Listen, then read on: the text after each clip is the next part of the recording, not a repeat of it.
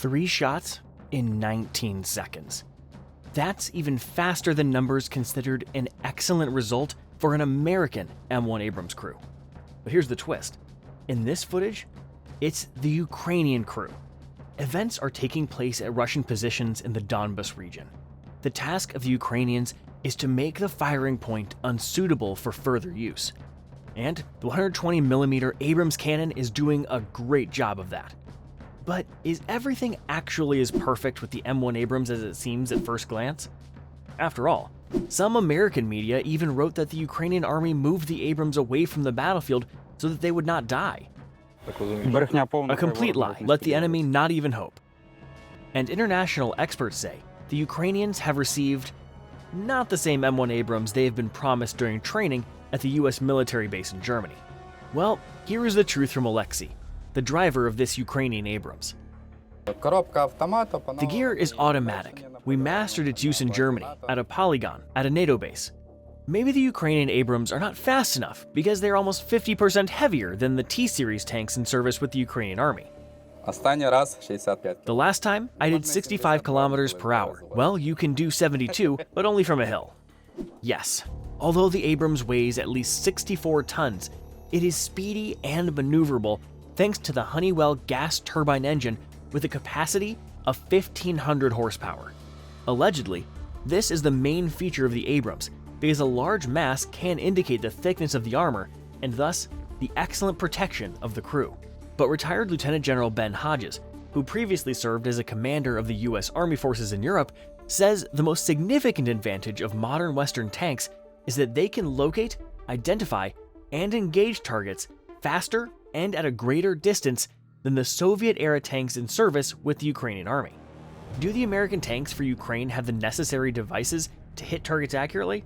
To figure this out, let's check the workstation of a Ukrainian Abrams gunner. It seems to be fully consistent with the M1A1 SA version. The gun control, fire control system, main and auxiliary sights, thermal imager, all indicate that Ukraine has received the most modern and mass-produced tank modification. But this is an export modification. It does differ from the American version, for the worse. There is something to explain here. Have you heard anything about the secret American Project Green Grape? It's a top-secret armor for Abrams. This secret is almost 40 years old, but the time has come to reveal it. Actually, we're talking about additional depleted uranium DU armor plates. In fact, it is a layer cake, steel on the outside, followed by a shell of aluminum with depleted uranium inside. There are several such layers. A projectile needs twice as much energy to overcome this armor because it first penetrates the less dense layer of steel and then runs into the denser DU layer. Each DU sheet is 19 millimeters thick, which corresponds to 40 millimeters of traditional armor. Now, let's see what kind of protection Ukrainian Abrams have. This is the M19 Abrams Reactive Armor Tile 1, or ARAT-1 Dynamic Protection Kit. The tank's commander Dmytro says it does the job. This is American armor. It does its job. If an ATGM, a Cornet, or something like that flies here, it generally works. Damaged elements of the ARAT-1 are quickly replaced in the field. This is a plus. But you also don't see any additional armor plates on the turret and in the frontal projection of the tank, do you? Yes, DU armor is not allowed for export. Because the Green Grape project has not yet been declassified, this is a disadvantage. But Ukrainians have come up with something else. Out of the 31 Abrams that have been transferred to Ukraine, at least 5 units and up to almost 20 have been hit. Is this a lot or little?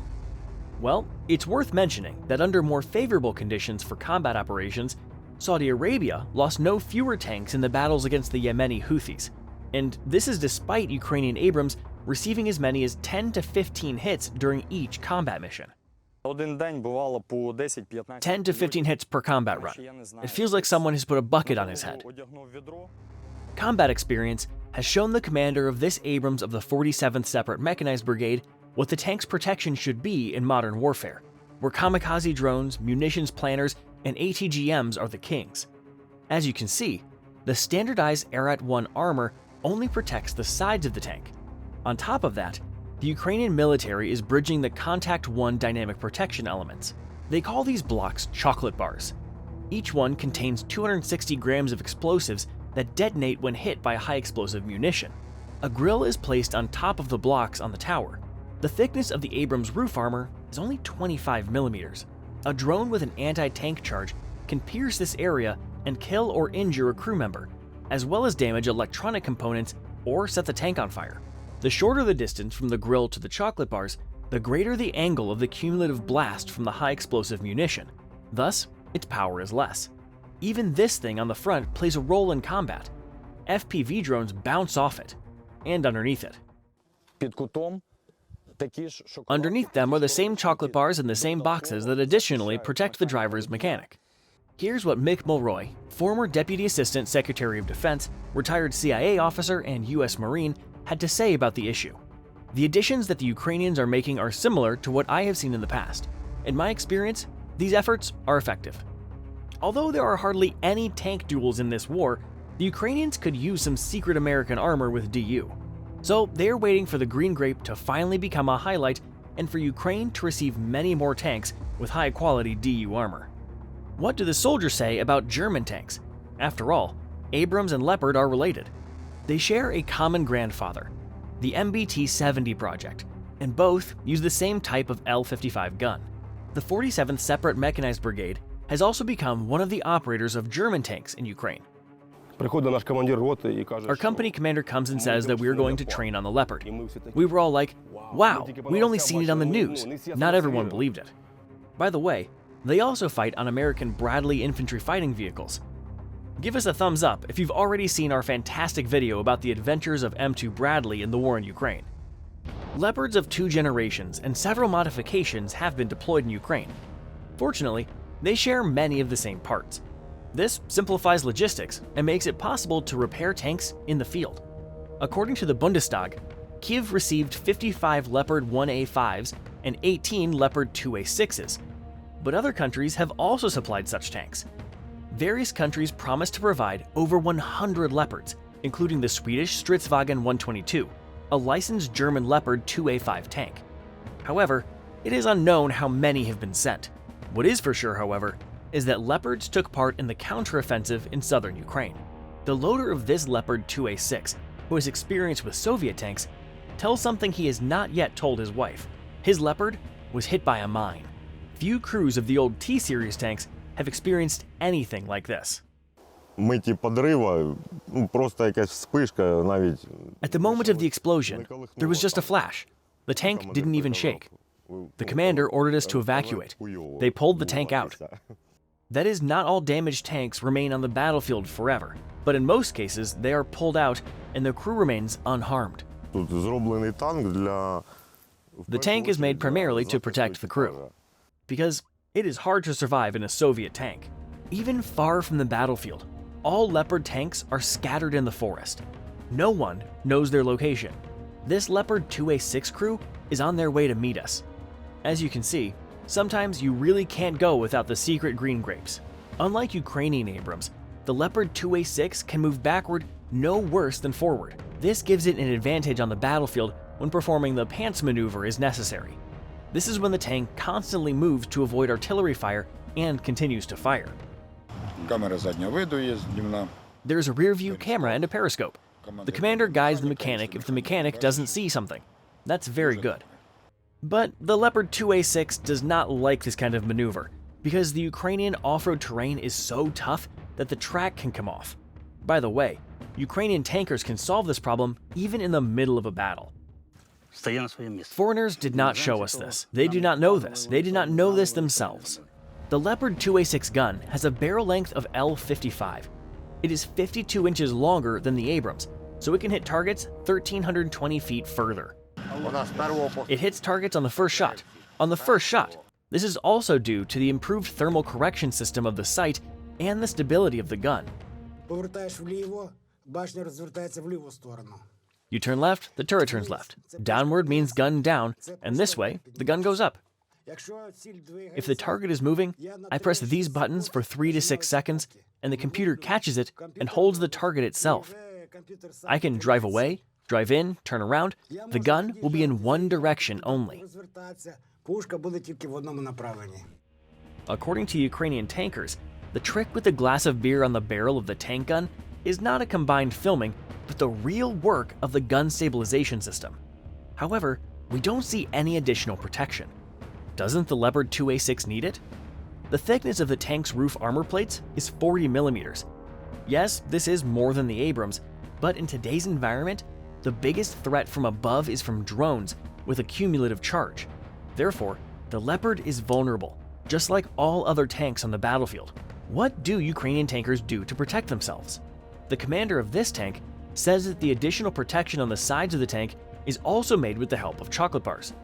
But to protect themselves from drone attacks from above, the crew has to rely solely on the electronic warfare device, and the grill on the roof is a bit tricky. We tried, but the design here is such that the turret, the gun, they haven't come up with a design yet that somehow folds up and can be driven into woods.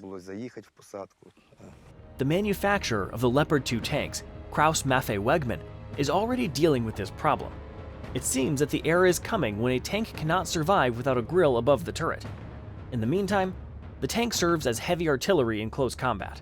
However, the Leopard 2A6 is not the only tank for which an anti-drone grill has not yet been invented. Do you recognize this blimp? Yes, it is a British Challenger 2, a rare beast in the Ukrainian grasslands. The UK has provided 14 Challenger 2s to Ukraine, and their operator is the 82nd Separate Air Assault Brigade. Paratroopers always attack.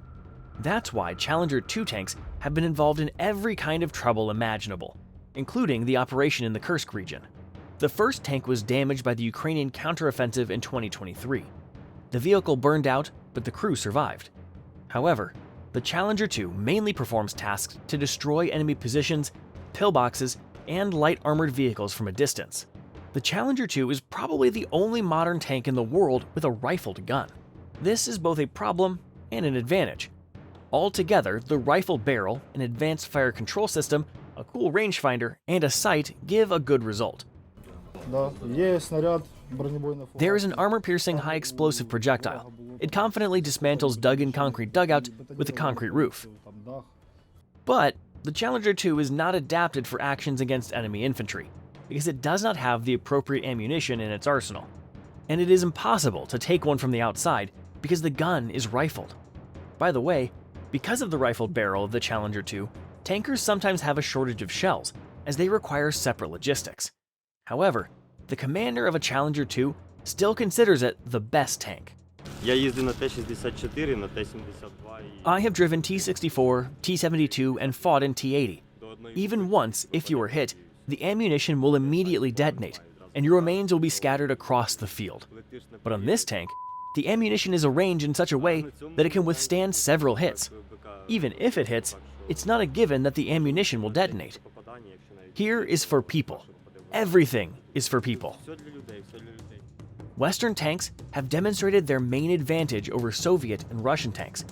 They don't get torn apart after being hit, and crews can evacuate. Tanks also have mobility, maneuverability, reliability, modern systems, and a powerful gun. But they were created for warfare when aviation and artillery prepared the battlefield before the advance of tanks and infantry. Experts argue that achieving such conditions in a war between equal opponents is no longer possible. Will the fabulous times of Abrams, Leopard, and Challenger 2's superiority over all others ever return? Share your opinion in the comments, and don't forget to subscribe to this channel.